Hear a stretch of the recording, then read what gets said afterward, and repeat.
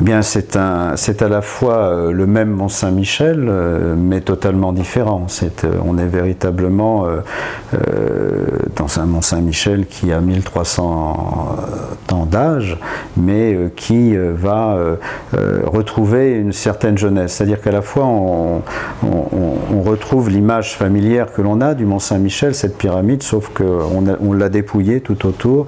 C'est un peu un diamant brut qu'on l'a retaillé pour lui redonner tout son éclat et tout cela. Donc effectivement, c'est à la fois toujours le Mont-Saint-Michel. On n'a pas retouché le Mont-Saint-Michel, on a simplement enlevé tout ce qui pouvait l'enlaidir et retrouver donc à la fois son sens, son esthétique et aussi cette dimension environnementale très importante qu'on avait un peu oubliée, puisque en arrivant directement avec sa voiture dans des parkings qui eux-mêmes étaient au pied des remparts, on n'avait pas cette distance, je dirais, cette baie immense, et qui fait comprendre une fois de plus le Mont-Saint-Michel. L'histoire du Mont-Saint-Michel, c'est également l'histoire de la baie, c'est l'histoire des marées, c'est ce dialogue permanent entre l'homme et la nature, et cette position privilégiée d'un rocher granitique au milieu des sables, entouré par des marées 2 fois par jour, qui le rendait un peu inexpugnable et qui faisait en sorte que